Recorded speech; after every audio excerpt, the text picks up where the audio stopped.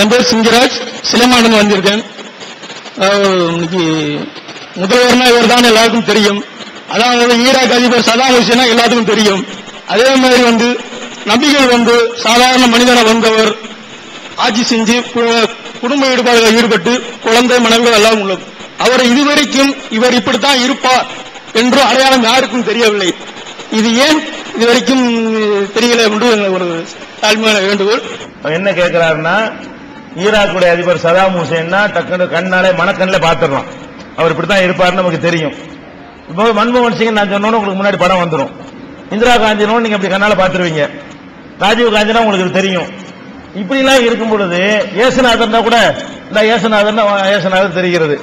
இந்த எவ்வளவோ இந்த உலகத்தில் வாழ்ந்து குடும்ப வாழ்க்கையில் ஈடுபட்டு சீர்திருத்தம் பண்ணி போயிட்டாருன்னு நபிகள் நாயகத்தை சொல்றீங்க, அவர் எப்படி இருப்பாருன்னு தெரியலையே, அது ஏன் அப்படிங்கிறத அவர் கேட்கிறாரு.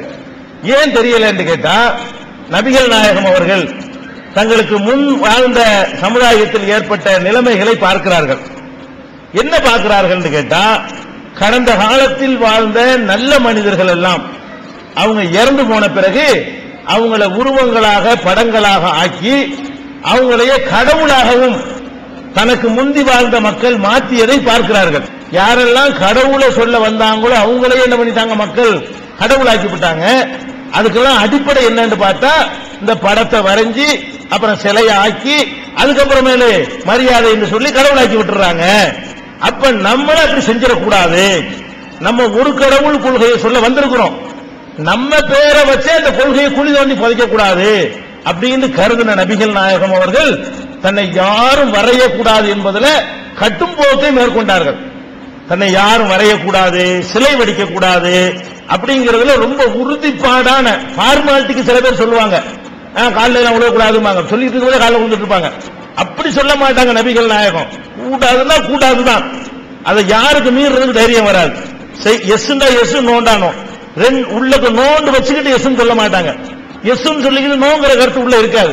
நபிகள் நாயகம் தடுத்தார்கள்னா, ஆகா இவர் தடுத்ததை செஞ்சால் பிடிக்காது அப்படின்னு மக்களுக்கு தெளிவா சொல்லி இருந்த காரணத்தினால் அவங்கள ஒருவர் கூட ஒரு ஆற்றா கூட என்ன செய்யல, வரைஞ்சு வைக்கல, தடை செஞ்சுட்டாங்க. வரைய கூடவே கூடாது என்று சொல்லிவிட்டார்கள். அப்படி வரைஞ்சி இருந்தால் என்னவா ஆயிருக்குன்னு யோசிச்சு பாருங்க. இப்ப பள்ளிவாசல் முகமது நபியுடைய சிலை தான் நிற்கும். நாங்க ஒரு அல்லாஹ் வணங்குறதுக்கு பதிலாக யார் வணங்கிட்டு இருப்போம், அப்படித்தானே வந்திருக்கு. அந்த மாதிரி பண்ணிட்டு போயிருந்தார்களே, ஆனால் இந்த ஒரு கடவுள் கொள்கை என்பது தூய்மையான வடிவத்தில் எங்களுக்கு கிடைச்சிருக்காது. எந்த தலைவரும் தனக்கு சிலை வைப்பதை தடுக்க மாட்டேன் என்கிறார்கள். எந்த தலைவரும் தன்னை உருவப்படமாக ஆக்குவதை தடுக்க மாட்டேன் என்கிறார்கள். எந்த தலைவரும் தனக்கு புகழ் சேர்வதை தடுக்க தயங்குகிறார்கள். இவர் என்ன பண்றாருன்னு கேட்டா, என்னை புகழ்றோம்னு சொல்லி நீங்க அல்லாஹ் ஆக்கி விடாதீங்கப்பா, என்னை கடவுளாக்கி விடாதீங்க, நான் மனுஷன் தான், எனக்கு எந்த விதமான கடவுள் தன்மையும் கிடையாது. எந்த அளவுக்கு சொன்னாங்க என்று கேட்டா, அவங்களுக்கு ஒரு ஆண் குழந்தை கடவுள் கொடுத்தார். அந்த ஆண் குழந்தை சின்ன வயசுல இறந்து போச்சு. பால்குடி பருவத்தில் 2 வயசு 3 வயசு இருக்கலாம். பால்குடி பருவத்திலேயே அந்த குழந்தை இறந்து விட்டது. இறந்த தினத்தில் சூரிய கிரகணம் ஏற்படுது. சூரிய கிரகணம் தான் இன்னைக்கு நமக்கு சயின்ஸ் நமக்கு தெரியும் காரணம், அன்னைக்கு மக்களுக்கு தெரியாது. அப்ப சூரிய கிரகணம் வந்தவன மக்கள் எல்லாம் பேசிக்கிறாங்க, முகமது நபியுடைய மகன் இறந்ததுனாலதான் சூரியன் கூட தன்னுடைய ஒளியை மறைத்து விட்டது அப்படின்னு மக்கள் பேசிக்கிறாங்க. சூரியன் கிரகணம்னா வெளிச்சம் வராதுல, சூரிய கிரகணம் சொன்னா பகல்ல சூரியன் இருக்கு, அந்த சூரிய வெளிச்சம் பூமியில படாது, பூமிக்கும் சூரியனுக்கும் நடுவுல சந்திரன் போய் குறுக்கிட்டுரும். அப்ப சூரியனுடைய ஒளி பூமியின் மீது படாது. அப்ப இதை வச்சு என்ன பேசிக்கிட்டாங்க மக்கள், முகமது நபியுடைய நம்ம தலைவருடைய மகன் இறந்ததுனால வானம் கூட துக்கம் அனுஷ்டிக்குதுன்னு பேசிக்கிட்டாங்க. இதை கேட்ட உடனே நபிகள் நாயகம் எவ்வளவு சோகத்தில் இருக்கிறாங்க, மகனை பறி கொடுத்துட்டு சோகத்தை பார்க்கல, உடனே மக்கள்கிட்ட வர்றாங்க, இப்படி சொல்லாதீர்கள், யாருடைய மரணத்திற்காகவோ யாருடைய பிறப்பிற்காகவோ இது ஏற்படாது, இது இறைவனுடைய ஏற்பாடு. இது மாதிரி ஒரு காட்சியை கண்டால் இறைவனிடமிருந்து பாதுகாப்பு தேடுங்கள், அவ்வளவு அன்னைக்கு சொல்ல முடியும். அது ஒரு சயின்ஸ் இருக்கிறது. 3 ஒரு நேர்கோட்டில் வருதுல, கிரகணம் என்று சொன்னால் சூரியன் சந்திரன் பூமி எல்லாம் ஒரு நேர்கோட்டில் வரும். நேர்கோட்டில் வரும் பொழுது ஒன்றுடைய ஈர்ப்பு சக்தி அதிகமாச்சு வைங்க, இழுத்து முட்டி மோதி நாசமாயிரும். அதுல ஒரு ஆபத்துக்கு ஒரு சின்ன வாய்ப்பு அதிகம் இருக்கிறதுனால நீங்க இறைவன்கிட்ட பாதுகாப்பு தேடிக்கொள்ளுங்கள் என்று நபிகள் நாயகம் போதனை செஞ்சாங்க. இந்த மக்களுடைய அறியாமை தனக்கு சாதகமா பயன்படுத்தி இருக்கிறாங்க. ஆமா, என் பிள்ளைக்காகத்தான் அந்த மாதிரி ஏற்படுது, அதை விரும்பல அவங்க. அதனாலதான் நபிகள் நாயகத்தை பற்றி யாரும் உருவம் வரையவும் மாட்டோம். இப்ப அமெரிக்காவில் கூட நபிகள் நாயகத்துக்கு சிலை வச்சாங்க. உங்களுக்கு தெரியும் எங்க வைக்கிறாங்க? அமெரிக்காவுடைய சுப்ரீம் கோர்ட்ல வைக்கிறாங்க. 10 பேருக்கு சிலை வைக்கிறாங்க. அமெரிக்காவுடைய சுப்ரீம் கோர்ட்ல 10 தலைவர்களுக்கு சிலை வைக்கிறாங்க. அந்த 10 பேர் யாரு? உலகத்திற்கு சிறந்த சட்டங்களை தந்தவர்கள். அந்த மரியாதையோட நபிகள் நாயகத்துக்கு ஒரு முக்கியமான இடம் உண்டு. மற்றவர்கள் ஆன்மீகத்தை சொன்னாங்க, நபிகள் நாயகம் அரசியலையும் சொன்னாங்க, சிவில் சொன்னாங்க, கிரிமினல் சொன்னாங்க, எல்லா சட்டத்திட்டங்களையும் சொல்லிட்டு போயிருக்கிறாங்க. அதனால இவர் மூலம் நிறைய அரசியல் சட்டங்கள் கிடைத்திருக்கிறது என்பதற்காக நபிகள் நாயகத்துக்கு அமெரிக்காவுடைய சுப்ரீம் கோர்ட்ல சிலை வைத்தார்கள். உலக முஸ்லிம்கள்லாம் அதை எதிர்த்து நாங்க போராட்டம் பண்ணோம். ஒரு தலைவனுக்கு சிலை எடுத்ததுக்கு போராட்டம் கேள்விப்பட்டிருக்கிறீங்க. சிலை என் தலைவனுக்கு சிலை வைக்கல, ஓன் தலைவனுக்கு வைக்கலன்னு போராட்டம் நடக்குது நீங்க பாக்குறீங்க. வச்ச சிலை எடுன்னு யாராவது போராட்டம் பண்ணுவாங்களா? முஸ்லிம்களாக நாங்க பண்ணணும். நபிகள் நாயகத்துக்கு வச்ச சிலை எடு, வைக்க கூடாது. ஏன்னு கேட்டா இந்த ஒரு கடவுள் கொள்கைங்கிறது எங்கள்கிட்ட துடிப்போட இருப்பதற்கு காரணமே இந்த உறுதிப்பாடு தான். அதனால நபிகள் நாயகம் எப்படி இருப்பாங்க என்பதை வரைவதற்கு எங்களுக்கு தடை இருந்ததனால் அந்த மக்கள் வரையவில்லை. ஆனால் அவங்க எப்படி இருந்தாங்க என்பது வாய் வழியாக, அதுக்குன்னு தனி வால்யூம் இருக்கு. நபிகள் நாயகத்தினுடைய அங்க அவயவங்கள் அப்படின்ற ஒரு புஸ்தகமே இருக்கிறது, நேர்முக வர்ணனை. அதை படிச்சா அவங்க பல்லு இப்படி இருக்கும், அவங்க கண்ணு இப்படி இருக்கும், அவங்க கை இப்படி இருக்கும், உயரம் இப்படி இருக்கும், கலர் இப்படி இருக்கும்னு அவங்களை அப்படி மனக்கண்ணில் வேணா பார்க்கலாம். அப்படி சொல்லக்கூடிய வாக்குமூலங்கள் பதிவாகி இருக்கிறது. அந்த உருவங்களாக பதிவு செய்வதை தடுத்து விட்டார்கள். அந்த மாதிரி புகழ் தனக்கு வேண்டாம் என்று மறுத்துட்டாங்க. அதனாலதான் நபிகள் நாயகம் எப்படி இருப்பாங்கன்னு உலகத்துக்கு தெரியல. என் பெயர் முத்துமங்கலம். நபிகள் நாயகம் ஸல்லல்லாஹு அலைஹி வஸல்லம் அன்னவர்கள் மெஹ்ராஜில் செல்லும் பொழுது தன்னுடைய சொந்த உடலின் மூலம் சென்றாங்களா அல்லது அவங்க ஆன்மா மட்டும் சென்றதா? அவங்க சென்று வந்ததன் நோக்கம் என்ன? மெஹ்ராஜி என்பதன் உண்மையான விளக்கம் என்ன? சகோதரர் முத்துமங்கலம் அவர்கள் இஸ்லாமிய நம்பிக்கை சார்ந்த ஒரு விஷயத்தை கேட்கிறார்கள். அது மற்றவங்களுக்கு அதை கேள்வி விளங்காது. அதுக்காக கேள்வி விளக்கிட்டு தான் பதிலுக்கு வரணும். முஸ்லிம்களுக்கு விளங்க அவர் கேட்டது.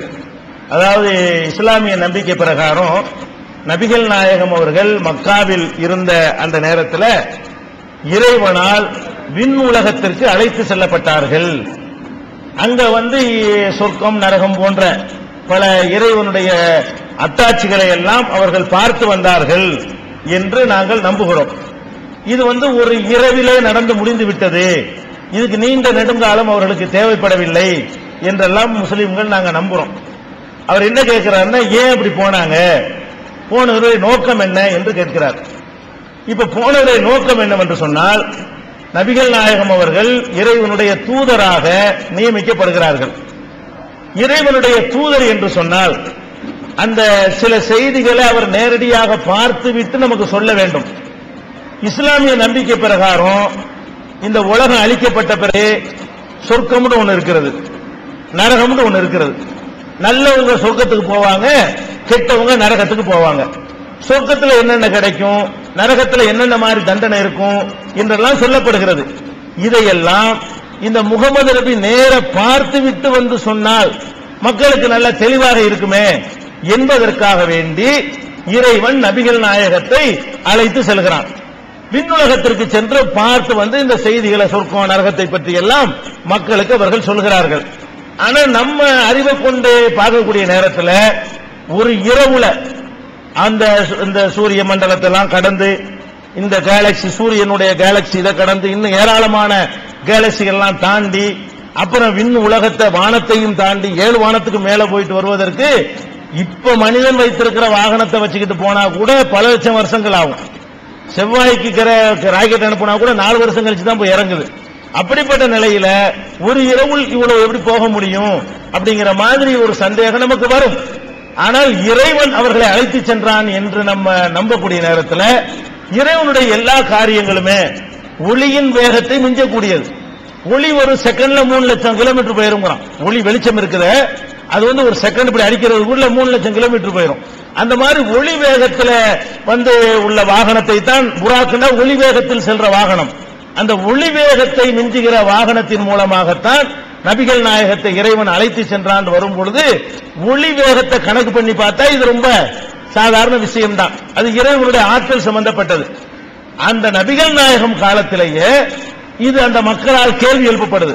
நீ எப்படி ஒரு ராத்திரில போயிட்டு இவ்வளவு பார்த்துட்டு வந்தேங்கிறிய, நீ வேண்டுமானால் நாங்க ஒரு குறிப்பிட்ட இடத்தை சொல்லி கேட்கிறோம், அங்க உள்ள செய்திகளை எங்களுக்கு சொல்ல முடியுமா அப்படின்னு கேட்கிறாங்க. நபிகள் நாயகம் இப்ப ஜெருசலம் இருக்குல்ல இஸ்ரேல்ல, அந்த ஜெருசலம்ங்கிற அந்த பள்ளிவாசலை பற்றி நபிகள் நாயகத்திட்ட கேள்வி கேட்கிறாங்க. அவங்க நபிகள் நாயகம் ஜெருசலத்துக்கு போனதே கிடையாது. அதுல எத்தனை தூண் இருக்கும், வலது தூண் எப்படி இருக்கும், இடது தூண் எப்படி இருக்கும், போனேன்னு சொன்னீங்களே அதெல்லாம் எங்களுக்கு விளக்கம் பண்ணுன்னு சொல்றாங்க. உடனே நபிகள் நாயகம் அவர்கள் அந்த பார்த்த காட்சி அப்படியே மனக்கண்ணில் கொண்டு வந்து அந்த மக்களுக்கு விளக்கம் சொல்லி அந்த மக்களே அதை நம்புகிற அளவுக்கு பொறுப்புலாம் நடந்திருக்கிறது. ஆக அவங்க போனது எதுக்குன்னு கேட்டா, சொர்க்கம் நரகம் போன்ற இறைவனுடைய அரசாட்சியை பார்த்து விட்டு மக்களுக்கு அதை பற்றி சொல்லி நம்ப வைப்பதற்காக இறைவனால் அழைத்து செய்யப்பட்டார்கள் என்பது எங்களுடைய இஸ்லாமியர்களுடைய நம்பிக்கை. அதுக்காக தான் அவங்க போனாங்க. என் பேர் சக்தி. அஸ்ஸலாமு அலைக்கும். நம்ம கரிமண்ணை ஒரு தடவை குரான் கொடுத்தாங்க. கொடுத்தப்ப நான் வாங்கி அதை படிச்சப்ப எனக்கு அதுல நிறைய விஷயம் புரிஞ்சப்ப இயல்பா இருக்கிற ஒரு விஷயமும் சரி, நம்ம நேரில் பார்க்கிற விஷயமும் மாற்றமா தெரியுது. ஒரு முஸ்லீம் இப்படித்தான் இருக்கணும், 5 வேளை தொழுகை பண்ணணும் அப்படின்லாம் விஷயம் சொல்லியிருக்காங்க. அதை விட்டுவிட்டு மித்த முஸ்லீம்கள் செய்யறத பார்த்தா தொழுகைக்கு போறது கேட்டோம்னா நான் போவோம், வெள்ளிக்கிழமை ஒரு நாள் இருக்கு, ஜும்மா தொழுகை இருக்கு, அதுக்கு போனா போதும், மித்த நாள்லாம் தேவையில்லாது, நான் ஒரு முஸ்லீம் ஆகணும்னு விருப்பப்படும் போது சில பேர் நான் முஸ்லீமா மாறேன்னு சிரிக்கிறாங்க, சில பேர் கேள்வி பேசுறாங்க. ஆனா நிறைய சகோதரர்கள் ஞாபகிக்கிறாங்க, நீங்க வாங்க, அதனால ஒன்னும் தவறே கிடையாது. இப்படி நேர்ல பாக்குறதுக்கும் குரான்ல பாக்குறதுக்கும் ஏகப்பட்ட வித்தியாசம் இருக்கு. அது எப்படின்னு எனக்கே தெரியல. நானும் கேட்கிறேன், இதெல்லாம் செய்யக்கூடாதுன்னு சொல்லியிருக்காங்க.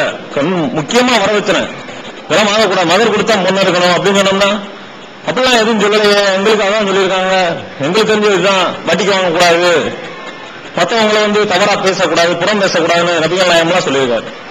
அப்படிப்பட்ட விஷயத்தை பொறுத்தளவு கேட்டாலும் புரிஞ்சுக்கிற மாட்டேங்கிறாங்க. நாங்க செய்யறதுதான் சரி, நீங்க சொன்னா நான் கேட்கணுமா அப்படின்லாம் சொல்றாங்க. என்னுடைய கொள்கை கேள்வி என்னன்னா, குரான்ல இருக்கக்கூடியவருக்கும் நேரில் பார்க்கக்கூடிய வித்தியாசத்துல நம்ம மக்கள் எப்படி நடந்துக்கிறாங்கன்னு தான் என்னுடைய கேள்வி. சகோதரர் அழகான ஒரு வித்தியாசத்தை நடைமுறையை பார்த்துட்டு கேட்கிறாரு. அவர் ஏற்கனவே குரானை தமிழ்ல வாசித்திருக்கிறார். அந்த குரானை வாசிச்சுட்டு முஸ்லீம்களை பார்த்தா ரெண்டுக்கு சம்பந்தம் இல்லை. குரான் சொல்றது வேறையா இருக்கிறது, முஸ்லீம்கள் நடக்கிறது வேறையா இருக்கிறது. சில உதாரணங்களை கூட அவர் சொல்லுகிறார். குரான்ல டவுரி வாங்கக்கூடாது, வரதட்சணை வாங்கக்கூடாதுன்னு சொல்லப்பட்டிருக்கிறது, முஸ்லீம்கள் வாங்குகிறார்கள். குரான்ல வட்டி வாங்கக்கூடாதுன்னு சொல்லப்பட்டிருக்கிறது, முஸ்லீம்கள் வாங்குகிறார்கள். குரான்ல தொழ வேண்டும் என்று சொல்லப்பட்டிருக்கிறது, நிறைய முஸ்லீம்கள் தொழுகிறது இல்லை. அப்ப நடைமுறையில் உள்ள முஸ்லீம் வேறையா இருக்கிறாங்க, குரான் சொல்றக்கூடிய வேறையா இருக்கு. இது எப்படி, இது ஏன் இந்த மாதிரி இடைவெளி இருக்கிறது என்று கேட்கிறார்கள். அதுக்கு வரலாற்று ரீதியான ஒரு காரணம் இருக்குதுங்க. என்ன காரணம்னா, இப்ப இந்தியாவை பொறுத்த வரைக்கும் இஸ்லாத்துக்கு வந்தாங்க இல்லையா, இஸ்லாத்திற்கு வந்த மக்கள் எல்லாம் இஸ்லாத்தினுடைய கொள்கை கோட்பாடு அனைத்தையும் ஆய்வு செய்து புரிந்து அன்றைக்கு இஸ்லாத்துக்கு வரல. இஸ்லாத்துக்கு வந்ததுக்கெல்லாம் முக்கியமான காரணமா இருந்தது வெறும் சகோதரத்துவம் மட்டும்தான். அவங்க எதை பார்க்கறாங்க, பள்ளிவாசல எல்லாம் ஒண்ணா நிக்கிறாங்க, எந்த ஏற்றத்தாழ்வும் இல்ல, ஒரு தட்டுல சாப்பிடுறாங்க, அண்ணன் தம்பியா பழகுறாங்க, ஒருத்தர் நல்லா உதவிக்கிறாங்க. இந்த மாதிரி சில நன்மைகளை பார்த்து விட்டு இஸ்லாத்துக்கு வர்றாங்க. அது ஒண்ணுக்கு தான் ஈர்க்கப்பட்டாங்களே தவிர கடவுள் கொள்கை, இஸ்லாத்தினுடைய கடவுள் கொள்கை இது, வேற மதத்தினுடைய கடவுள் கொள்கை இது, இந்த ரெண்டுல இது இப்படி வேறுபடுது, அதனால இது நல்லா இருக்குது, அப்படியெல்லாம் புரிந்து வந்திருப்பார்களே. ஆனால் அவங்க முழுசா இஸ்லாத்தை கடைப்பிடிப்பாங்க. சரி, வந்துட்டாங்கல்ல, வந்த பிறகு அவங்க இஸ்லாத்தை கடைப்பிடிக்கிறதுக்கு என்ன செய்யணும், குரானை தமிழ்ல படிக்கணும். இந்த குரான் எப்ப தமிழ்ல வந்துச்சு அதான் பிரச்சனை. அதான் வரலாற்று ரீதியான காரணம்னு சொல்றேன். முஸ்லீம்கள் இந்தியாவுக்கு 1000 வருஷத்துக்கு மேல ஆச்சு. தமிழ்நாட்டிலே நீங்கள் எடுத்துக்கொண்டீர்களே ஆனால் 1000 வருஷத்துக்கு முந்தைய கட்டப்பட்ட பள்ளிவாசல்கள்லாம் எத்தனையோ ஊர்களில் இருக்கிறது. குமரி மாவட்டத்துக்கு போனீங்க என்று சொன்னா 1000 ஆண்டுக்கு முன்னாடி கட்டப்பட்ட பள்ளிவாசல் இன்னைக்கு இருக்கிறது. அப்படின்னா என்ன அர்த்தம், 1000 வருஷத்துக்கு முந்தைய இஸ்லாமியர்கள் இங்க வந்துட்டாங்கன்னு அர்த்தம், முஸ்லிம்களாக மக்கள் வாழ்ந்திருக்கிறாங்கன்னு அர்த்தம். அப்ப 1000 வருஷமா முஸ்லிம்கள் இருக்கிறாங்க, இந்த குர்ஆனை தமிழ் மொழியில கொடுக்கவே இல்லை. பேருக்கு முஸ்லிமா இருந்துகிட்டாங்களே தவிர குர்ஆன் தமிழ்ல இருந்தா தானே அவங்க படிச்சு தொழுகணும், நம்ம இது பண்ணணும், வட்டி வாங்க கூடாதுன்னு விளங்கிடுவாங்க. குர்ஆன் எப்ப தமிழ்ல வருதுன்னு கேட்டா 50 வருஷம் தான் ஆகுது. தமிழ் மொழியில குர்ஆன் மொழிபெயர்க்கப்பட்டு உலக மொழியில எல்லாம் 1000 வருஷத்துக்கு முந்தைய வந்துருச்சு. தமிழ் மொழியில குர்ஆன் மொழிபெயர்க்கப்பட்டது எப்பன்னு கேட்டா 50 வருஷத்துக்கு முன்னாடி தான். அதுக்கு முன்னாடி உள்ள எங்க தகப்பனார் காலத்துல குர்ஆன் இருந்தது, அது அரபு மொழியில் தான் இருந்தது. அது என்ன சொல்லுதுன்னு என் தகப்பனாருக்கு தெரியாது. எங்க பாட்டனார் முஸ்லிமா இருந்தாரு, அவருக்கு குர்ஆன்ல என்ன இருக்குன்னு தெரியாது. எங்க தாயார் முஸ்லிமா இருந்தாங்க, குர்ஆன் என்ன சொல்லுதுன்னு உங்களுக்கு தெரியாதுங்க. அரபி மொழியில இருக்கு, அதை பார்த்து வாசிப்பாங்க, அர்த்தம் தெரியாது. அப்ப குர்ஆன் தாய்மொழியில மக்களுக்கு கொடுத்து இருந்தால் குர்ஆனை திருப்பி திருப்பி படிக்கும் பொழுது அவங்கள்ட்ட எல்லா செயல்களும் மாறி இருக்கும். இன்னைக்கு அரபு நாட்டில் நீங்க பாருங்க, அவனுக்கு தாய்மொழி அரபி, குர்ஆன் அரபு மொழி, அவனுக்கு மொழிபெயர்த்து கொடுக்க தேவையே இல்லை. வாசிக்கும் பொழுது அவனுக்கு அரபு நாட்டுக்கு அர்த்தம் வழங்க. அதனால அவன் என்ன செய்ய மாட்டான், கட்டி வாங்க மாட்டான், கரெக்டா கடையை போட்டு திறந்து போட்டு தொலை போயிடுவான். தொழுகை கரெக்டா போயிடுறான். அங்க தர்கா கிடையாது, தௌரி கிடையாது, அங்க இருந்து ஆம்பளை குமர் தேங்கி கிடக்குது. நம்ம நாட்டில் பெண் குமர் தேங்கி கிடக்கிற மாதிரி சவுதி அரேபியாவுக்கு போனா குடும்பத்துக்கு 4 ஆம்பளை பிள்ளை வச்சுக்கிட்டு முடிக்கிறான். எப்படி நான் பொண்ணுக்கு நான் என்ன செய்யறது, என்னடான்னு கேட்டா 5 லட்சம் 6 லட்சம் மகன் கேட்கிறாங்க. 5 லட்சம் ரூபாய் இல்ல ரியால், 5 லட்சம் ரியால் 60 லட்சம் ரூபாய். ஒரு பொம்பளை கல்யாணம் பண்றதா இருந்தா அப்படி லட்டு மாதிரி 60 லட்சம் ரூபாய் வாங்கிக்கிறான். அந்த நாட்டில் 60 லட்சம் ரூபாய் 50 லட்சம் ரூபாய் கொடுத்து தான் ஒரு பெண்ணை கல்யாணம் பண்ண வேண்டிய நிலைமையில் இருக்கிறது. அப்ப இளைஞர்களுக்கு கல்யாணம் பண்ண காசு இல்லாம அரசாங்கம் மானியம் கொடுக்குது. அரசாங்கத்தில் மானியத்தை வாங்கி கல்யாணம் பண்றான். ஒரு கல்யாணத்தின் மூலமாக ஒரு பெண்ணு 1/2 கோடீஸ்வரி ஆயிடுறான். கல்யாணம் பண்ணும் பொழுது 50 லட்சத்துக்கு அதிபதி ஆகுறான். இந்த மாதிரி எல்லாம் அந்த நாட்டில் இருக்கிறது. காரணம் என்னன்னா, அரபு மொழி தாய்மொழி, குர்ஆனும் அரபு மொழியில் இருக்கிறது, குர்ஆனோடு நெருக்கமாக வாழ்றாங்க. அரபு நாட்டில் உள்ள குற்றங்கள்னா பெரும்பாலும் இந்த அடிப்படையான குற்றங்கள் செய்ய மாட்டாங்க. இந்த பணத்திமுறையில் பண்ணக்கூடிய குற்றம் இருக்கு பாருங்களேன், அந்த மாதிரியான விஷயங்கள்ல தான் அவங்க நிறைய சருகி போயிடுவாங்க. மற்றபடி அடிப்படை தொழுகை மற்ற விஷயங்கள் எல்லாம் கரெக்டா இருக்கிறான். அப்ப அதுக்கு இப்ப தமிழகத்தை பொறுத்த வரைக்கும் இந்த குர்ஆனை படியுங்க, நபிகள் நாயகத்தினுடைய பொன்மொழிகளை படியுங்கள் என்ற பிரச்சாரமே இப்ப நாங்க 1980 இருந்து பிரச்சாரம் பண்ணி கொண்டிருக்கிறோம். இந்த 25 ஆண்டுகளாகத்தான் குர்ஆனை படிங்க என்கிற பிரச்சாரத்தை நாங்க கையில் எடுத்திருக்கிறோம். இந்த 25 ஆண்டுகள்ல தான் இந்த மாதிரியான விழிப்புணர்வு வந்திருக்கிறது. அப்ப 1000 வருஷமாக சடங்கு பார்மாலிட்டி முஸ்லிமா இருந்தாங்களே தவிர குர்ஆனை விளங்கணும், படிக்கணும், அதுல உள்ளபடி வாழணும்னு நினைக்கல. அப்ப இடைவெளி இருக்கத்தானே செய்யும். குர்ஆனை படிக்காத ஒரு சமுதாயமாக இருப்பார்களேயானால் குர்ஆனுக்கும் அவர்களுக்கும் இடைவெளி இருக்கத்தான் செய்யும். அதே நேரத்தில் நீங்க பார்க்கணும், இப்ப உள்ளதை விட 25 வருஷத்துக்கு முந்தைய சகோதரர் இருந்தாரே, ஆனால் இதை விட 100 மடங்கு வித்தியாசம் பார்த்திருப்பாரு. இப்ப வச்சு கொஞ்சம் பரவாயில்லை. வரவச்சனை வாங்காத முஸ்லீம் அவருக்கு பார்க்க முடியும், பொய் சொல்லாத முஸ்லீமை பார்க்க முடியும், வட்டி வாங்காத முஸ்லீம் இன்னைக்கு அவர் பார்க்க முடியும். எல்லாரையும் பார்க்க முடியாட்டாலும் 4 பேரை பார்க்க முடியும். அன்னைக்கு ஊராரையும் பார்க்க முடியும். அன்னைக்கு பள்ளிவாசலுக்கு யார் வருவா தெரியுமா? நாங்கள்லாம் சின்னவர்களா இருக்கும் பொழுது ஒரு 85-90 வயசுக்காரன் தான் பள்ளிவாசலுக்கு வருவான் தொழுகிறதுக்கு. 25-30 பள்ளிவாசலுக்கு வரவே மாட்டான். ஹஜ்ஜுக்கு யார் போவா தெரியுமா? அந்த காலத்துல எல்லாம் 65-70 சாவ போற காலத்துல ஹஜ்ஜுக்கு போவாங்க. போகும்போது எல்லாம் விடைபெற்றுட்டு போயிடுவாங்க, திரும்பி வரமாட்டேன்னு. அப்படியே இப்ப இருக்குது. இன்னைக்கு ஒரு மாற்றம் இருக்குது, ஆனா இடைவெளி குறைஞ்சிருக்கிறது. நீங்க சொல்லக்கூடிய இடைவெளி ஒரு 25 ஆண்டுகளுக்கு இருந்ததை விட இப்ப குர்ஆனுக்கும் முஸ்லிம்களுக்கு உள்ள இடைவெளி குறைந்திருக்கிறது. நாங்கள் இந்த பிரச்சாரத்தை தொடர்ந்து கொண்டு சென்றோம் சொன்னா இன்னும் இடைவெளி என்ன செய்யும், குறையும். குர்ஆனே முஸ்லிம்களாக, முஸ்லிம்களே குர்ஆனாக மாறுவார்கள். அவங்க அப்படி இருக்கிறாங்கிறதுக்காக நீங்க தயங்க வேணாம். நீங்க உங்களை மாத்திர வேலை செய்யலாம். இஸ்லாத்தை பொறுத்த வரைக்கும் பிறப்புனால யாரும் சிறந்தவர் கிடையாது.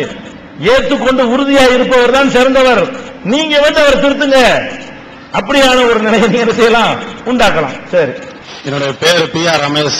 ஐக்கிய ஜனதா தளத்துடைய கட்சியில தமிழ்நாட்டு மாநில இளைஞரணி செயலாளராக இருக்கேன்.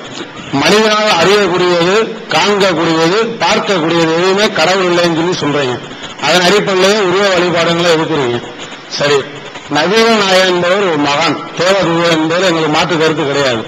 இருந்தாலும் அவர் ஒரு மனிதர். அப்படி மனிதனால் நபிகள் நாயகம் என்ற ஒரு மனிதனால் அறியக்கூடியது, காண்கக்கூடியது, பார்க்கக்கூடியது எப்படி இறைவனாக இருக்க முடியும்? கேள்வி. 2, இப்ப இந்து மதத்துல 1000 கடவுள் இருக்காங்க, கிறிஸ்டின் மதத்துல இயேசு மாதா இருக்காங்க, முஸ்லீம் மதத்துல அல்லாஹ் இருக்காங்க. சரி, நாம மனிதனுடைய நன்மைக்காண்டிதான் எங்களுக்கு மதமும் கடவுளும் தேவை. நாங்க நல்லா இருக்கக்கூடியதான் கும்பிடுறோம். நாங்க நல்லா இருக்கக்கூடாதுன்னா கும்பிடவே மாட்டோம். அப்படி இருக்கல இந்து மதத்தில் உள்ளவங்க கூட இந்துதான் உண்மையான கடவுள்ன்றாங்க, இஸ்லாம் மதத்துல அல்லாஹ் தான் உண்மையான கடவுள்ன்றாங்க, அதே மாதிரி கிறிஸ்டின் மதத்துல இயேசுதான் உண்மையான கடவுள்ன்றாங்க. எங்களுக்கு என்ன அதுல ஒரு குளறுபடினா, இப்ப நான் இந்து மதத்தை 3மே நான் கும்பிடுறேன். 2வது சொல்றேன். ஏன் அப்படின்னா, இப்ப நான் இந்து மதத்தை மட்டும் கும்பிட்டு திடீர்னு நான் இப்ப சொர்க்கம் நரகத்துல 3 மதமே நம்பிக்கையில் இருக்கேன். நான் இந்து மதத்தை மட்டும் கும்பிட்டு நான் திருச்சி செத்து மேலவத்துக்கு போறேன்னு வச்சுங்க, அங்க உண்மையிலே அல்லாஹ் தான் கடவுள் ஆகிட்டாருன்னா என்னுடைய நிலைமை என்ன யோசிச்சு பாருங்க. ஏன்டா நான் உன்னைய படைக்க உனக்கு எல்லாம் செய்ய நீ போய் எவனையோ போய் கும்பிட்டு வரையா, அவனை தூக்கி எண்ணெயில போயிருந்தா நான் என்ன பண்றேன்? அதே மாதிரி அல்லாஹ் மட்டும் கும்பிட்டு நான் அங்க போய் அங்க ஏசு உண்மையான கடவுள் ஆகிட்டாருன்னா அதே யோசிச்சு பாருங்க. நான் உனைய படைக்க நீ இப்படியா செய்யற, உன சிலுவையில் அறைங்க அப்படின்னு. அதே மாதிரி அந்த 2யும் கும்பிட்டு இந்து சாமியை கும்பிடாம செத்து மேலத்துக்கு போனா, ஏன்டா நான் 1000 சாமி இருக்கேன், 1 இருந்தாலும் பரவாயில்ல, நீங்க அந்த ஓராளியம்மா கும்பிட்டு வர இவனை குறுமையான சித்தப்படுங்க சூழலை வச்சு குத்துன்னு சொல்லுவார். இது எனக்கு கடவுளுக்குள்ள சண்டையில இது ஏன் நான் பலியாகணும்? 1 அப்படி இருக்கிற 3யுமே கும்பிட்டு போயிருவேன், அவனுக்குள்ள பஞ்சாயத்து எனக்கு இருக்கு, அவன் 3யுமே கும்பிடுறேன். இது என்னுடைய நிலைப்பாடு. இது நீங்க சரியில்லை அப்படின்னா முடிவு எடுக்கணும். சகோதரர் ரமேஷ் அவர்கள் ரொம்ப சிந்தனையை தூண்டுகிற வகையிலையும் உங்களை சிரிக்க வைக்கிற வகையிலையும் நிறைய தகவல்களை சொன்னாரு. இதுல கேள்வி என்று சிலது ஒன்றுதான் இருக்கிறது, மற்ற கருத்துகள் சிலது பதிவு செஞ்சார் இல்லையா, அதுக்கு நம்ம ஒரு விளக்கம் கொடுத்தாகணும். அவரு மதங்களுக்கு மத்தியில் உள்ள சண்டையெல்லாம் பார்த்துட்டு எல்லா மதங்கள்லயுமே வன்முறை இருக்கிறது, பேசாம ஒண்ணுமே இல்லாம போயிடலாம் போல இருக்குன்னு ஒரு நேரத்தில் நினைச்சிருக்கிறாரு. ஒரு நேரத்தில் எல்லா கடவுளையும் கும்பிடுவோம், ஒரு நேரத்தில் என்ன செய்யறாரு, அவர் நினைச்ச ஒரு குழப்பமான ஒரு நிலையில அவருடைய சூழ்நிலை இருந்து கொண்டிருக்கிறது. ஃபர்ஸ்ட் நீங்க விளங்கிக்கிறேன்னு, இந்த மதங்களுக்கு மத்தியில சண்டை வருதுங்கிறோம்ல, இத உரிய விதத்தில் நீங்க புரிஞ்சுக்கணும். மதங்கள்னாலதான் சண்டை வருதுன்னு நினைக்கிறது தப்புங்க. மதங்களை விட்டு வெளியே போனா சண்டை வராதுன்னு நினைக்கிறது தப்பு. சண்டை என்பது ஒரு தாய் தந்தைக்கு பிறந்த அண்ணன் தம்பிக்குள்ளேயே உண்டு. அப்ப அண்ணன் தம்பி வேணாம்னு நம்ம சொல்லிடுவோமா? ஒரு மதம் தான், ஒரு தாய், ஒரு தகப்ப, ஒரு மதம், ஒரு மொழி, ஒரு வீடு. இந்த வீட்டுக்கு யாரு சொந்தங்கிறதுல அண்ணன் தம்பி அடிச்சுக்கிறான். இப்ப அண்ணன் தம்பி அடிச்சுக்கிறானே, இதுக்கு மதமா காரணம், மொழியா காரணம், சாதியா காரணம்? புரிந்து கொள்ற விதம் தப்பு. ஏதோ ஒரு இடத்துல அண்டர்ஸ்டாண்டிங் சரியில்லை. அப்ப இதனால அண்ணன் தம்பி இருக்கக்கூடாது சொல்ல முடியுமா? அண்ணன் தம்பி அடிச்சுக்கிட்டாண்டவன என்ன செய்யக்கூடாது, முன்னாடி நமக்கு அண்ணன் வேணாம் தம்பி வேணாம் அப்படி நினைக்க கூடாது. அதுல ஏதோ ஒரு புரிந்து கொள்வதில் கோளாறு நினைச்சுக்கணும், அவ்வளவு வேணாம். இப்ப நம்ம இந்தியாவில் உள்ள இப்ப கர்நாடகாவில் இந்துக்கள் தான் இருக்கிறாங்க அதிகமாக, தமிழ்நாட்டில் இந்துக்கள் தான் அதிகமா இருக்கிறாங்க. அவன் எங்க தண்ணி விட மாட்டேங்கிறான்? நீனு இந்து நானும் இந்து தானே, அப்ப ஒரு மதத்துல இருந்தாலும் தண்ணி கொடுக்க மாட்டேங்கிறான். பெரும்பாலும் அதை பார்க்கிறோம். அப்ப ஒரு மதமா இருந்தா கூட ஒற்றுமை வர மாட்டேங்குது. நீங்க நினைக்கிறீங்க மதத்துக்கு வெளியே தான் சண்டை போடுறான்னு, கிடையாது. இப்ப கடவுளை இல்லை என்று பெரியார் சொன்னார். அவருடைய குழுவை சேர்ந்தவங்க 2-3 பிரிஞ்சு அடிச்சுட்டு இருக்கிறாங்க. கடவுளை இல்லைன்ற சண்டையும் போட்டாங்க. வீரமணிக்கு ராமகிருஷ்ணனுக்கு சண்டை, வீரமணிக்கு திருவாரூர் தங்கராசுக்கு சண்டை. அவங்க மதம் வேணான்ட்டாங்கல்ல, மதம் வேணாட்டு ஒன்னா இருந்துட வேண்டியதானே. அப்ப மதத்துக்கு வெளியேயும் காரணங்கள் இருக்குதா? மதம் வேணான்னு சொன்னா சண்டை நின்றாது. மதம் வேணான்னு சொல்லக்கூடிய கம்யூனிஸ்டுகள் ஏன் லெப்ட் ரைட்டா போனாங்க? மதம் வேணாங்கிறாங்க கம்யூனிஸ்டுகள், உங்க லெப்ட்ங்கிறாங்க உங்க ரைட்டுங்கிறாங்க, அடிச்சுக்கிறாங்களா இல்லையா? யுத்தங்கள் வரைக்கும் நடந்திருக்குதா இல்லையா? அப்ப சண்டை என்பது நீங்க மதத்துல மட்டும்தான் நினைக்கிறதுனால இந்த குழப்பம் வருது. சண்டைக்கு மதம் காரணம் இல்ல. மதத்துல இருந்து சண்டை இல்லாமல் இருக்கக்கூடிய நீங்கள் நாங்கள்லாம் இருக்கத்தானே செய்யறோம். இதை எடுத்துக்கிறீங்க. நீங்கள் நானும் சண்டையா போட்டுக்கிட்டோம். இந்த நிகழ்ச்சிக்கு வரக்கூடிய இந்த மக்கள் இந்து முஸ்லீம் கிறிஸ்தவ ஒன்னா இருக்கிறோமே, இந்த இதை பாருங்க, அதை பார்க்காதீங்க. இது மாதிரி உங்களை மாற்ற முயற்சி பண்ணணுமே தவிர நம்முடைய மனநிலைகள் மாறிவிடுமையானால், ஒருவரை ஒருவர் சரியாக புரிந்து கொள்வோமையானால் 1000 மதங்கள் இருந்தாலும் சண்டை வராது. 1000 மொழிகள் இருந்தாலும் சண்டை வராது. நம்மளுடைய அண்டர்ஸ்டாண்டிங் சரியில்லைன்னு சொன்னா அந்த தண்ணியை எப்படி எடுத்துக்கொள்வது என்று புரிந்து கொள்ளல என்று சொன்னா ஒரு மதம், ஒரு மொழி, ஒரு மாநிலம், ஒரு மக்கள் அடிச்சுக்கிறது தான் செய்வார்கள். இதுதான் யதார்த்தமானது. அதுக்காண்டி சண்டைக்கு மதங்களை காரணம் காட்டக்கூடாது ஃபர்ஸ்ட் விஷயம். அதனால இது குழப்பமே ஆகக்கூடாது. நம்ம எல்லாத்தையும் விட்டு போயிருவோம்.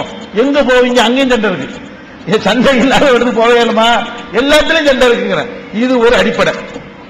அடுத்து என்ன என்று கேட்டீங்கன்னா, இப்ப கேட்கிறாரு, இப்ப கடவுள் முஸ்லீம் சொல்ற கடவுள் உண்மையா, இந்து சொல்ற கடவுள் உண்மையா, கிறிஸ்தவர் சொல்ற கடவுள் உண்மையான்னு எனக்கு குழப்பமா இருக்கிறது. இப்ப நான் மறுமையில போய் நிற்கும் போது ஒருவேளை முஸ்லீம் சொல்ற கடவுள் கரெக்டா இருந்து நான் இந்து சொல்ற கடவுளை ஏத்துக்கிட்டு இருந்தேன்னு வைங்க, புடிச்சு நரகத்துல போட்டுருவார்ல. அதுக்காக நான் என்ன பண்ண வேண்டியிருக்கு? எல்லா கடவுளையும் ஏத்துக்கிட்டேன்னா குழப்பம் இருக்காது அப்படிங்கிறாரு. இது கேட்கறதுக்கு ஒரு நகைச்சுவைக்காகத்தான் இதை ஏற்றுக்கொள்ளலாமே தவிர இதுல லாஜிக் கிடையாது. இதுல ஒரு மனிதன் என்பவன் எப்படி இருக்கணும்னு கேட்டா 3 சொல்லட்டும் 30 சொல்லட்டும் சீர்தூக்கி ஒன்றை எடுத்துக்கொள்ள வேண்டும். அதுதான் மனிதனுக்கு மற்ற ஜீவன்களுக்குள்ள வேறுபாடு.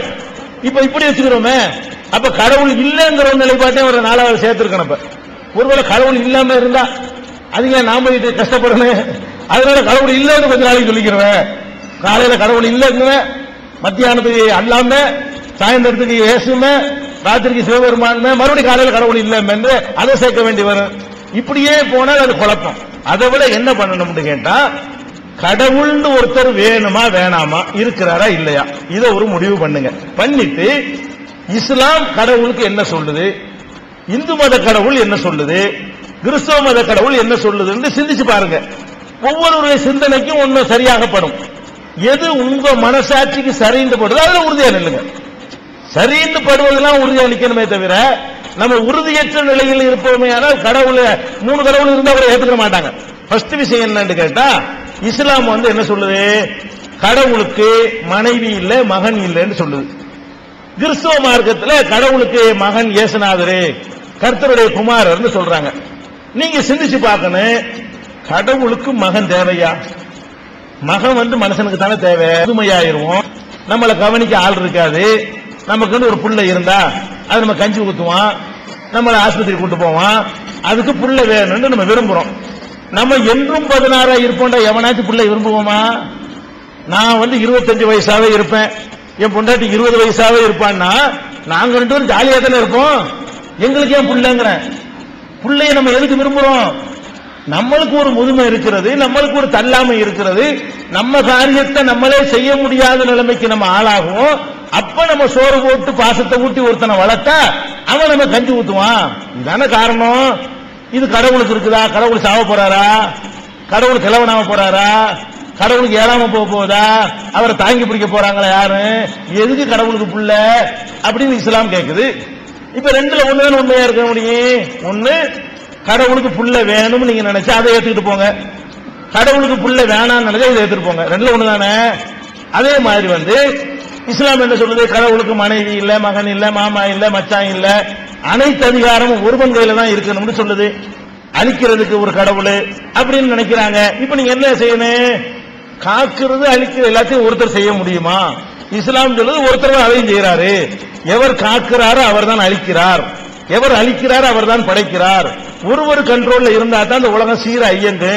எல்லா நேரத்திலும் ஜெயிக்கிறவர் தான் கடவுள், அனைத்தையும் செய்து முடிக்கக்கூடியவர் கடவுள். இப்ப நம்ம என்ன யோசிக்கிறோம்? 3 தேவை இல்லையே, ஒருத்தனை மட்டும் செஞ்சுட்டு போயிடலாமே. நமக்கு தான் கல்வி மந்திரி, ராணுவ மந்திரி, அந்த மந்திரின்னு வேணும். கடவுள்னா அனைத்து சர்வசக்தியும் உள்ள ஒரு ஆளு. அவரே காக்கவும் செய்வாரு, அவரை அழிக்கவும் செய்வாரு, அவரை படைக்கவும் செய்வாரு, அவரை கொடுக்கவும் செய்வாரு, அவரை எடுக்கவும் செய்வாரு. இப்படி ஒருத்தர் இருந்தா நல்லது தானே அப்படின்னு இஸ்லாம் சொல்லுது. இல்ல நம்ம பிரிச்சுக்கிறதா நல்லதுன்னு இன்னொரு மதத்துல சொல்றாங்களா? நீங்க திங்க் பண்ணி பாருங்க, எது நல்லது? 1 நல்லதா, 3 நல்லதா, 5 நல்லதா? 1 ஏத்துக்கிறேன். இப்படி திங்க் பண்ணி ஏதாவது 1லதான் நிக்கணுமே தவிர இப்படி இருப்பது ஒரு நம்மள ஒரு குழப்பத்தில் கொண்டே விட்டு இதுல ஆரம்பிக்கிறது. நிறைய விஷயங்கள்ல குழப்பத்தை வரும். கட்சியில, ஒரு வாழ்க்கை துணையை தேர்ந்தெடுப்பதில், ஒரு தொழிலை தேர்ந்தெடுப்பதில், மளிகை கடை வச்சா சேல் டாக்ஸிக்காரன் வருவான், ஜவுளி கடை வச்சா அவன் வருவான், இதை வச்சா இவன் வருவான், ஒன்றும் செய்ய மாட்டான். கடைசியில் இது நம்ம இந்த நிலை எப்படி கொண்டு விடுந்து கொண்டா எதையாவது ஒன்ன முடிவு பண்ணி தேர்ந்தெடுத்துறேன்.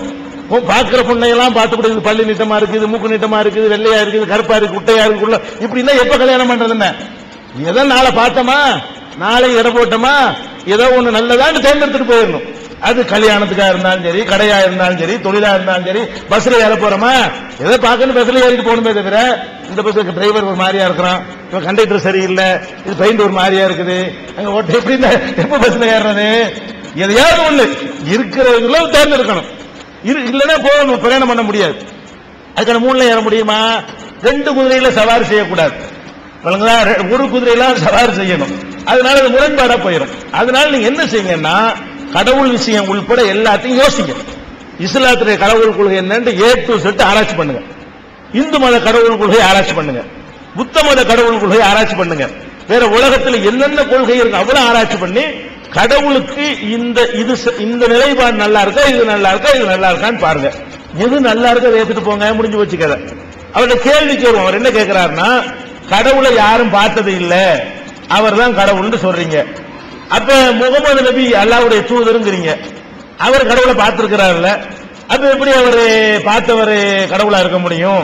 பார்வையில பட்டுட்டார்ல, அதான கேள்வி அப்படின்னு கேட்கிறார். இஸ்லாமிய நம்பிக்கை பிரகாரம் முகமது நபியும் அல்லாஹ்வை பார்த்தது இல்லை, அல்லாஹ்வோட உரையாடினார் என்றுதான் அந்த விண்ணுலக பயணத்தில் கூட நாங்கள் நம்புவது. எப்படின்னு கேட்டா, இறைவனோடு உரையாடினார். இறைவனை யாருமே பார்த்தது கிடையாது, பார்க்க இயலாது இந்த உலகத்தில். அதே நேரத்தில் இந்த உலகம் அழிக்கப்பட்ட பிறகு திரும்ப கடவுள் அனைவரையும் உயிர்ப்பிப்பார் இல்லையா, அப்ப எல்லாரும் கடவுளை பார்க்கலாம், கடவுள் நியாய தீர்ப்பு வழங்குவார். இப்ப இதுவரைக்கும் நபிகள் நாயகம் உள்பட ஒரு மனிதரும் கடவுளை பார்த்தது இல்லை. அதான் இஸ்லாத்தின் நிலைப்பாடு. நபிகள் நாயகம் பார்த்தார்கள் நம்ம சொன்னா தான் உங்களுடைய அந்த கொஸ்டின் வரும். அது பார்க்கல, நபிகள் நாயகம் இறைவனை பார்க்கலன்னு தான் இஸ்லாத்தினுடைய நம்பிக்கை. சரியா போய். எனது பெயர் பாலாஜி. இந்துக்கள் சமுதாயத்தில் ஒரு ஆணும் ஒரு பெண்ணும் நேருக்கு நேர் இருந்து கொண்டு திருமணம் செய்து கொள்கிறார்கள். அதே போல முஸ்லிம் சமுதாயத்தில் திருமணம் ஒரு ஆணும் ஒரு பெண்ணும் நேருக்கு நேர் இருந்து கொண்டு நடப்பதில்லை. அது என்ன காரணம்? அதை தெரிய மிகவும் ஆசைப்படுகிறேன். சகோதரர் பாலாஜி அவர்கள் திருமணம் நடக்கக்கூடிய முஸ்லிம் திருமணம், இந்து திருமணம், கிறிஸ்துவ திருமணங்கள் எல்லாம் பார்க்கிறார். திருமணங்கள் என்ன இருப்பாங்கன்னா, மணமகனும் மணமகளும் பக்கத்து பக்கத்துல வீட்டு இருப்பார்கள். அப்படி வைத்து அந்த திருமணத்தை நடத்தி வைப்பார்கள். ஆனா இஸ்லாமிய திருமணத்துல மாப்பிள்ளை மட்டும்தான் அந்த சபையில உட்கார்ந்து இருப்பார், மணமகள் அங்க உட்கார்வது இல்லை. அது ஏன் அப்படி நடக்கிறது? ஏன் அந்த மாதிரி அவங்க 2 பேருமே சேர்ந்து செஞ்சுக்கிற வேண்டியதானே அப்படிங்கிற மாதிரி கேட்கிறார். அதாவது இஸ்லாமிய திருமணத்தை பொறுத்த வரைக்கும் இஸ்லாமிய திருமணம் தான் என்ன, அதனுடைய விதிமுறைகள் என்ன என்பதை முதலில் நம்ம புரிந்து கொள்ள வேண்டும். இஸ்லாமிய திருமணத்தை பொறுத்த வரைக்கும் ஒரு கணவன் மனைவி இருக்கிறாங்கன்னு சொன்னா, கணவன் அவன் அந்த பெண்ணை திருமணம் செய்து கொள்வதாக உறுதிமொழி தர வேண்டும். பெண்ணை பொறுத்த வரைக்கும் இஸ்லாம் என்ன சொல்லுது என்று கேட்டா, நான் இவனை கல்யாணம் பண்றேன்னு சொல்லி பெண்ணிட்ட உறுதிமொழி வாங்கக்கூடாது, சம்மதம் தான் வாங்கணும். கல்யாணத்தை அந்த பெண்ணுடைய தகப்பனோ அல்லது அண்ணனோ வேறு ஏதாவது அந்த குடும்பத்தில் உள்ள முக்கிய தலைவர் ஒருவரோ அல்லது ஜமாத்து தலைவரோ அல்லது அரசாங்கத்தினுடைய அதிபரோ யாராவது ஒரு ஆள் நின்று இந்த பெண் சார்பாக நான் பொறுப்பேற்று நடத்தி வைக்கிறேன் அப்படின்னு சொல்லி கேட்கணும். இஸ்லாமிய திருமணத்தில் ஆண் என்ன செய்வான்னு கேட்டா, நான் திருமணம் செய்து கொள்கிறேன்னு சொல்லணும். பெண்ணை பொறுத்த வரைக்கும் என்னமா உனக்கு சம்மதமா, இவனை கல்யாணம் பண்ணிக்கிறியா அப்படின்னு கேட்கணும். அது ஒத்துக்கிருச்சுன்னு சொன்னா நடத்தி வைக்கிற இடத்துக்கு யார் வந்துடணும்? பெண் சார்பாக அவருடைய பொறுப்பாளன் வந்துருவார். பொறுப்பாளன் யாரு? தகப்பனா இருக்கலாம், அண்ணனா இருக்கலாம், அல்லது ஒருத்தர் இல்லாத குடும்பமா இருந்தா ஜமாத்து தலைவரா இருக்கலாம். இப்படி யாராவது ஒரு ஆள் நின்று நடத்தி வைக்கணும். ஏன் அப்படி இஸ்லாம் சொல்லுதுன்னு கேட்டா, பெண்களுக்கு அந்த திருமணத்தை தேர்வு செய்யற உரிமையை பறிப்பதற்கு இல்லை. அது சம்மதப்பட்டவன் நடத்தி வைப்பார். இவர் சம்மதம்லாம் கேட்டுறோம். பெண்களை பொறுத்த வரைக்கும் இந்த ஆண்கள் திருமணத்தில் அந்த ஆசை 60 நாள், மோகம் 30 நாள் சொல்லுவாங்க. இந்த ஆம்பளையை பொறுத்த வரைக்கும் பெண்கள்கிட்ட ரொம்ப வளையிறது கொளிகிறதுலாம் நீங்க பாத்தீங்கன்னு சொன்னா ஒரு 60 நாளைக்கு தான். அதுக்கப்புறம் என்ன ஆயிடுவான்னு கேட்டா, யாரும் அவனை தட்டி கேட்க வழி இல்லைன்னு வைங்க, சமூகத்துல பிரச்சனை இல்லைன்னு வைங்க, கூட்டு ஓடி போயிருவான். அதனாலதான் இந்த குற்றாலத்தை கூட்டிட்டு போனா, கொடைக்கானல் கூட்டிட்டு போனா, ஒரு மாசம் இருந்துட்டு விட்டுட்டு பஸ் ஸ்டாண்ட்ல விட்டு போயிட்டாங்க எல்லாம் வருதுல. இது ஆம்பளை. இப்ப அந்த ஆம்பளையிட்ட ஒரு பெண்ணை கல்யாணம் பண்ணி கொடுக்கும் பொழுது பொறுப்பாளன் ஒருவன் நின்று கொடுக்க வேண்டும் என்று ஒரு நடைமுறை இருந்தா அவனை பற்றி விசாரிப்பார்கள், அவனுடைய நல்லது கெட்டதை ஆய்வு செய்வார்கள். இந்த திருமணத்திற்கு பிறகு இவன் ஏமாற்றாமல் இருப்பதற்கு என்னென்ன விதிமுறைகளை கண்டிஷன்களை போடணுமோ அதெல்லாம் போடுவார்கள். அப்படி ஒரு பாதுகாப்பு ஏற்பாடு தேவை என்பதற்கு பெண்கள் எதுலையும் சுதாரிப்பா இருப்பாங்க. இந்த ஒரு விஷயத்தில் ஏமாந்துறாங்க. நீங்க உண்மைய கசப்பா இருந்தாலும் சரி, நீங்க மறுத்தாலும் சரி, கண்ணுக்கு முன்னாடி நடக்கிற உண்மை இதுதான். என்னது, இப்படி எவனையாவது ஒருத்தனை விரும்பிட்டாங்கன்னு சொன்னா தாய் வேணாம், தகப்பன் வேணாம், குடும்பம் வேணாம், ஒண்ணு வேணான்னு போய் அவன் எவ்வளவு கலிசடேன்னு நமக்கெல்லாம் தெரிஞ்சாலும் சரி, அவங்களுக்கு தெரியவே தெரியாது. இவன் தருதலை ஒண்ணுக்கு தேரவே மாட்டான் அப்படின்னு தெரிஞ்சாலும் சரி, அவங்க கண்ணுக்கு தெரியவே செய்யாது. இது மாதிரியான வழக்குகள் நாங்க அலுவலகத்தில் 100 கணக்கில் பார்த்துக்கிட்டு இருக்கிறோம். அப்ப அந்த மாதிரி நேரத்தில் பெண்கள் இப்படி தவறான முறையில் ஏமாந்து விடுகிறார்கள் என்ற காரணத்தினால, நீ விரும்புறத விரும்பு, செக்யூரிட்டி நான் நிக்கிறேன், என்னை வச்சுக்கிட்டு அவன் பண்ண ஏமாத்திருவானா? ஜமாத்தை வச்சு, ஊரை வச்சு, உலகத்தை வச்சுக்கிட்டு எழுத வேண்டியவெல்லாம் எழுதி கல்யாணம் பண்ணா ஏமாத்தி ஓடுவானா? உருவமானாங்க அப்படின்னு சொல்லி அந்த பெண்ணுக்கு ஒரு சேஃப்டி பண்ணுவதற்காக இஸ்லாம் என்ன பண்ணுதுன்னு கேட்டா, பெண்கள் சார்பாக ஒரு தகுந்த பொறுப்பாளன் நின்று அவன் இவன்கிட்ட எப்படி கையெழுத்து வாங்கணுமோ, எப்படி எழுதி வாங்கணுமோ, எப்படி ஒப்பந்தம் பண்ணணுமோ அவளும் பண்ண வேண்டும் என்று இஸ்லாம் வலியுறுத்துகிறது. அதனாலதான் இஸ்லாமிய திருமணங்கள்ல ஒப்பந்தம் செய்கிறது 2 பேரும் ஆயிடுறாங்க. யார் 2 பேரும்? பெண்ணுடைய பொறுப்பாளன் ஒருவனு, மாப்பிள்ளையும் ஆயிடுறாங்க. ஒப்பந்தம் செய்யறவங்க சபையில் இருப்பாங்க. ஒப்பந்தம் யார் யார் செய்யறாங்கன்னா, இந்த பெண்ணு நேரடியாக செய்யறது இல்ல, பெண்ணிட்ட போய் சம்மதம் கேட்பாங்க, அதுக்கு சாட்சிகள் அமைச்சிருப்பாங்க. சம்மதித்த பிறகு நடத்தி வைப்பவரும் நடத்தி கொள்பவரும் சபையில் இருக்கணும். அந்த திருமணத்தில் இப்படிதான் சொல்லுவாங்க. எப்படி? என்னுடைய மகள், யார் சொல்லுவா? பெண்ணை பெற்றவர் சொல்லுவார், என்னுடைய மகள் ஆயிஷாவை அவரிடத்தில் சம்மதம் பெற்று உங்களுக்கு நான் மனம் முடித்து தருகிறேன், ஒப்புக்கொள்கிறீர்களா அப்படின்னு கேட்பாரு. அவர் என்ன செய்வார்? மாப்பிள்ள, உங்களுடைய மகள் ஆயிஷாவை நான் மனம் முடித்துக் கொள்ள ஒப்புக்கொள்கிறேன். உடனே கணவன் மனைவி ஆயிடுறாங்க. இந்த ஒப்பந்தத்தை இவங்க 2 பேரும் தான் செய்யற காரணத்தினாலதான் சபையில் அவங்க இருக்கிறாங்க. அவங்க 2 பேரும் செய்வார்களா இருந்தால் அவங்க 2 பேரும் இருப்பாங்க. இஸ்லாத்தில் என்ன சொல்லப்படுதுன்னா, பெண்கள் சம்மதம் அவசியம், கட்டாய கல்யாணம் பண்ணக்கூடாது, அவங்க விருப்பம் முக்கியம். விருப்பத்தின்படி செஞ்சு கொடுக்கிற வேலை யார் செய்யணும்னு கேட்டா, அந்த பெண்ணுடைய நலனில் அக்கறை உள்ள பெரியவன் ஒருத்தன் செய்யணும். அப்பதான் அந்த பெண்ணுக்கு பாதுகாப்பு, செக்யூரிட்டி இருக்கும். இல்லைன்னா அந்த பெண்கள் வீதியில விடப்பட்டுருவாங்க. அப்படிங்கிற ஒரு காரணத்தினாலதான் இப்படி ஒரு ஏற்பாடு இஸ்லாத்தில் இருக்கிறது. அதனால அவங்க 2 பேரும் சபையில் இருப்பாங்க, மாமனாரும் மருமகனும் இருப்பாங்க. என் பேர் சந்திரன். முஸ்லீம் சமுதாயத்தில் எங்களுக்கு எந்த வேறுபாடு எதுவும் கிடையாது. எங்க வீட்டில் அவங்க சாப்பிடுவாங்க, அவங்க வீட்டில் நாங்கள் போய் சாப்பிடுறோம். இதே நேரத்தில் சந்தோஷம் ரொம்ப நேரம் நீடிக்க மாட்டேங்குது. இதே காஷ்மீர்ல முஸ்லீம் அப்பாவிகளை எவ்வளவு பேர் கொண்டு சாட்சிக்கிட்டு இருக்கிறாங்க. ஈராக்ல தீவிரவாதி, அவங்க தீவிரவாதி அவங்களே கொண்டுகிட்டு இருக்கிறாங்க. இதுக்கெல்லாம் ஒரு முடிவு காலமே கிடையாதா? இதுக்கு இந்த இயக்கத்தை ஏதாச்சும் ஒரு முடிவு காலம் பிறக்கணும். பஞ்சாப்ல ஒவ்வொரு இடத்துல ஒவ்வொரு தீவிரவாதி ஒவ்வொரு விதமா இருக்கிறாங்க. நாட்டுக்கு நாடு வேறுபடுது. பஞ்சாப்ல சீக்கிய தீவிரவாதி, ஆந்திரால நக்சலைட்டு, இலங்கையில விடுதலை புலி, இப்படி ஒவ்வொரு மாதிரி இருக்கிறாங்க. நீங்க புதுசா ஒரு முயற்சி எடுக்கணும். அதுக்கு என்னன்னா, இலங்கை அரசுக்கும் விடுதலை புலிக்கும் போர் நடக்குது. அங்கே சமாதானம் பண்றதுக்கு நார்வே நாட்டுக்குள்ள இங்கே வருது. இதே கொஞ்ச நாளுக்கு முன்னால கர்நாடகத்துல நடிகர் ராஜ்குமார காட்டுல கொண்டு கடத்திட்டான் வீரப்பன். அவனை மீட்கிறக்காண்டி நக்கீரன் கோபால் போனாரு, மீட்டுட்டு வந்துட்டாரு. எந்த விதமான உயிர் சேதமும் இல்லை. அதே மாதிரி இந்த இயக்கம் இந்த தீவிரவாதத்துக்கு ஒரு முடிவு கட்டுறதுக்கு, ஏகப்பட்ட உயிர் இழப்பை தடுத்து நிறுத்துறதுக்கு இந்த இயக்கம் முயன்ற அளவு ஏதாச்சும் ஒரு ஏற்பாடு செஞ்சா ஏகப்பட்ட உயிர் சேதங்கள் உலகம் பூரா சந்தோஷப்படும். கேட்டு வாய்ப்பளித்த நல்ல உலகங்களுக்கு நன்றி கூறி விடைபெறுகிறேன். நல்ல கடைசியாக கேட்டாலும் அழகான கேள்வி கேட்டிருக்கிறாங்க. இன்றைக்கு உலக காஷ்மீர்ல, ஈராக்ல, பல பகுதிகளில் பலவிதமான வன்முறைகள்ல மக்கள் இறங்கி நாசமாகிக் கொண்டிருக்கிறார்கள். இதை முடிவு கட்டுவதற்கு நீங்க ஏதாவது செய்யணும்ன்றது அவருடைய கோரிக்கை வச்சிருக்கிறார். அன்புள்ள சகோதரர்களே, இந்த தீவிரவாதம் வன்முறைகள்லாம் ஒழிய வேண்டுமானால் அதுக்கு பல கட்டங்களில் நம்ம முயற்சி செய்ய வேண்டும். அதுல ஒரு கட்டம் என்னன்னு சொன்னா, நாங்க எடுத்திருக்கிற இந்த முயற்சி என்ன கட்டம்? நீங்களும் நாங்களும் ஒன்னா வந்து ஒரு இடத்துல உட்காரணும். இந்துக்கள் இந்துக்களா வந்து உட்கார்றீங்க, முஸ்லீம்களா வந்து உட்கார்றீங்க, கிறிஸ்தவர்களா வந்து உட்கார்றீங்க, மதம் இல்லைங்கிறவங்க மதம் இல்லைன்னு சொல்லி உட்கார்றோம். அவரவர்கள் நிலைப்பாட்டில் வந்து உட்கார்ந்து ஒரு சபையில் கலந்துரையாடல் பண்றோமே, இதுவே நம்முடைய கசப்புகளை குறைக்கும். சரியான முறையில் ஒருத்தர் புரிந்து கொள்ளக்கூடிய நிலைமை ஏற்படும். ஒருத்தருக்கு ஒருத்தர் அறிமுகங்கள் ஏற்படும். உங்களுக்கு நாங்க அறிமுகம், எங்களுக்கு நீங்க அறிமுகம் என்று ஏற்படும்.